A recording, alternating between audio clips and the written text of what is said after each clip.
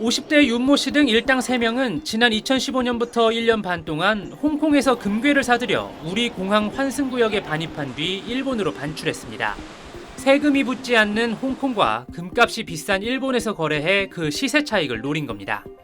이렇게 우리 공항을 빠져나간 금괴는 모두 4만 킬로그램, 현재 시세 기준으로 3조 2천억 원 상당으로 이들이 거둔 차익은 400억 원에 달했습니다.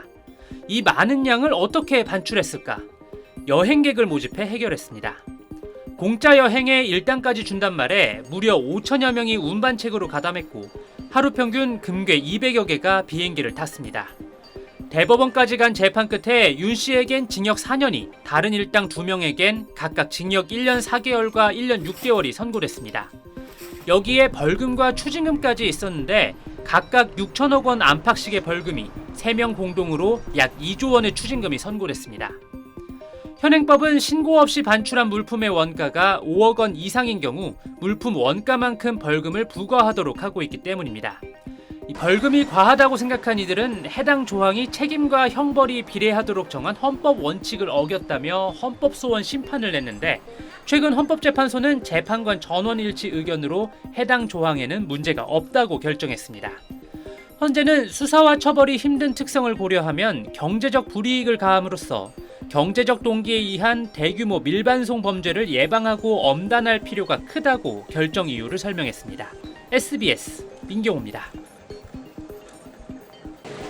지난 2015년 7월부터 53살 윤모 씨 일당은 1년 6개월 동안 금괴 4만여 개를 밀수했습니다.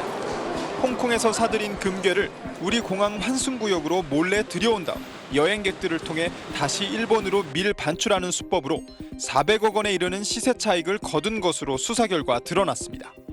1심 법원은 총책인 윤 씨 등 3명에게 각각 벌금 1조 3천억 원과 2조 원이 넘는 추징금을 선고했습니다.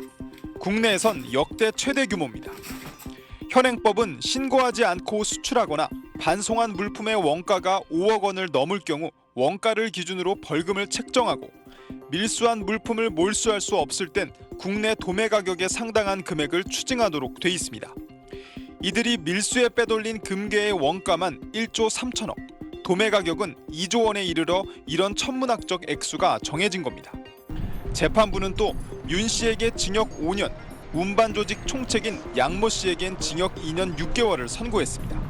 무료 일본 여행을 시켜주겠다는 등의 그 유혹을 일반 시민들을 대상으로 하여서 이 범행을 적극적이고 장기간 이어왔기 때문에 그런 부분의 죄질이 굉장히 불량하다고 보아서 벌금 규모가 워낙 커 윤 씨 등은 선고된 징역형을 모두 살고 난 뒤에 1000일 동안 하루 일당 13억 원에 해당하는 황금 노역으로 대신할 가능성이 높습니다. SBS 안상우입니다. 검찰이 53살 A씨 집에서 현금 100억 원을 압수하고 있습니다. 홍콩 주거지에서는 금괴 수십여 개가 발견됩니다.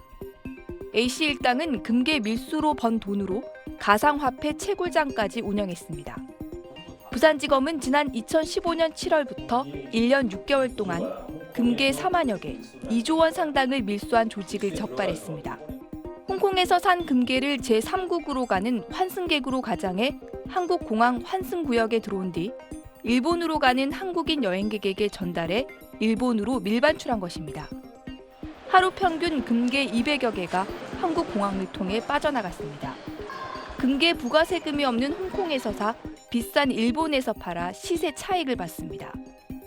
한국인 여행객들은 공짜 여행에 일당까지 준다는 말에 무려 5천여 명이 운반책으로 가담했습니다. 그동안 공항 환승구역 내 밀반입 밀반출 사건에 대해 국내법 적용에 힘들어 처벌 사례가 없었지만 부산지검은 이번 사건에 대해 처음으로 관세법상 밀반송 규정을 적용해 처벌했습니다. 검찰은 4명을 구속하는 등 13명을 입건하고 가상화폐를 포함해 200억 상당을 범죄 수익으로 추징 보전했습니다. KNN 윤혜림입니다.